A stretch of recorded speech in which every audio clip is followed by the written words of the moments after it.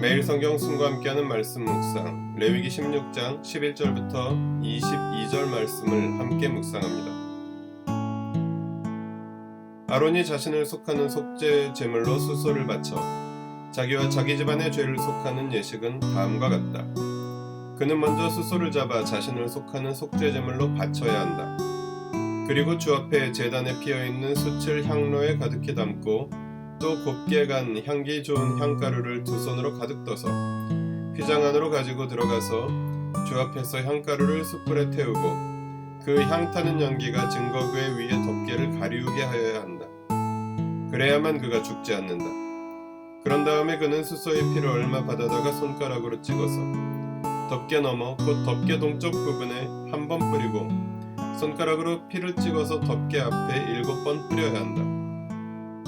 이어서 아론은 백성이 속죄 제물로 바친 숫 염소를 잡아 그 피를 휘장 안으로 가지고 들어가서 수소의 피를 뿌릴 때와 마찬가지로 덮개 너머와 덮개 앞에 뿌려야 한다. 이렇게 하여 그는 성소를 성결하게 하여야 한다. 이스라엘 자손이 부정을 탔고 그들이 온갖 죄를 지었으므로 성소마저 부정을 탔기 때문이다. 그는 같은 방법으로 회막도 성결하게 하여야 한다. 부정탄 백성이 드나들어서 회막도 부정을 탔기 때문이다.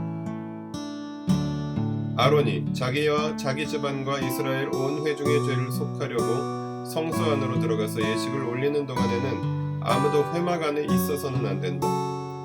성소 안에서 치르는 예식이 끝나면 아론은 주 앞에 있는 제단으로 나아가서 그 제단을 성결하게 하는 예식을 올리고 잡은 수소의 피와 숫염소의 피를 받아다가 제단 뿔에 돌아가며 발라야 한다. 그리고 그는 그 피를 자기 손가락으로 찍어 제단 위에 7번 뿌려서 부정하게 된 이스라엘 자손 때문에 같이 부정하게 된 제단을 정하게 하고 거룩하게 하여야 한다. 이렇게 하여 아론은 성소와 회막과 제단을 성결하게 하는 예식을 마치게 된다. 다음에 아론은 살려둔 숫 염소를 끌고 와서 살아있는 그 숫 염소의 머리 위에 두 손을 얹고 이스라엘 자손이 저지른 온갖 악행과 온갖 반역행위와 온갖 죄를 다 자백하고 나서 그 모든 죄를 그 숫 염소의 머리에 씌운다.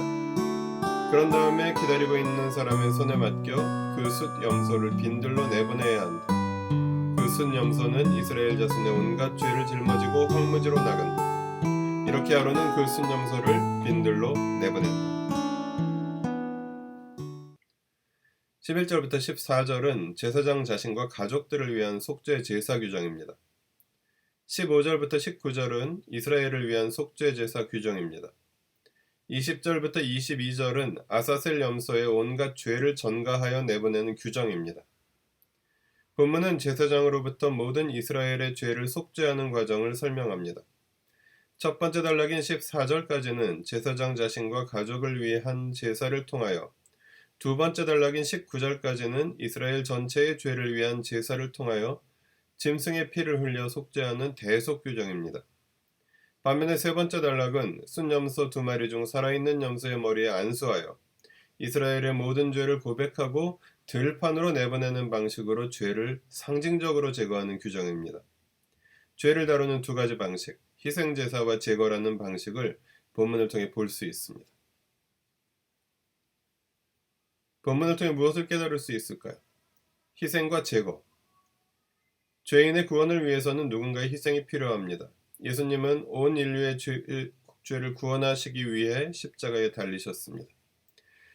그렇게 죄를 용서받은 하나님 나라의 백성들은 죄악된 삶을 청산하고 거룩하고 정결한 삶에 헌신합니다.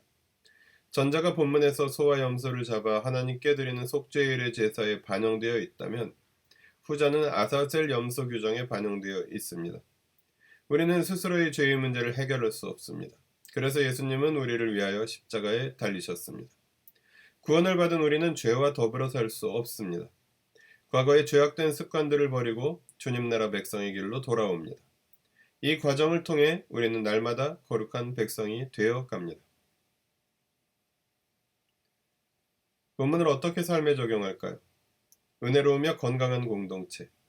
공동체가 주님의 은혜를 기억하고 감사하는 것과 죄를 용납하지 않고 공동체 안에서 제거하는 것은 하나님 나라 공동체를 지탱하는 두 개의 기둥입니다.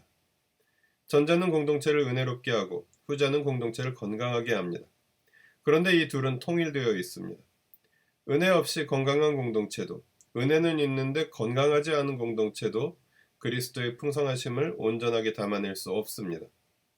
그래서 주님을 바라보는 것과 자신을 돌아보는 것은 함께 있어야 하며, 더 나아가 교회가 나아가야 할 낮은 것을 바라보는 것이 늘 함께 있어야 합니다. 7년을 함께 보내고 8년 차를 맞이하는 교회가 코로나19와 함께 보낸 시간만 해도 햇수로 3년입니다.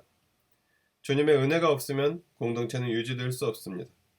그러나 이 어려운 시기에 교회가 유지되고 따뜻한 것만이 전부는 아닙니다. 안으로 건강을 유지하고 밖으로 주님의 사랑을 나누는 것이야말로 진정한 교회와 그리스도인의 사명이요 역할입니다. 그리고 이 사명과 역할은 특정인의 것이 아니라 우리 모두가 함께 지고 갈 거룩한 부담입니다. 아름다운 공동체는 골라서 들어가는 것이 아니라 함께 세워져 가며 우리가 그렇게 되어가는 것입니다. 기도하시겠습니다. 우리가 서로 사랑함에 주님 은혜의 풍성함이 있게 하시고 죄악된 삶으로부터 돌이켜 거룩하고 정결한 삶을 살아가며 함께 하나가 되게 하여 주십시오.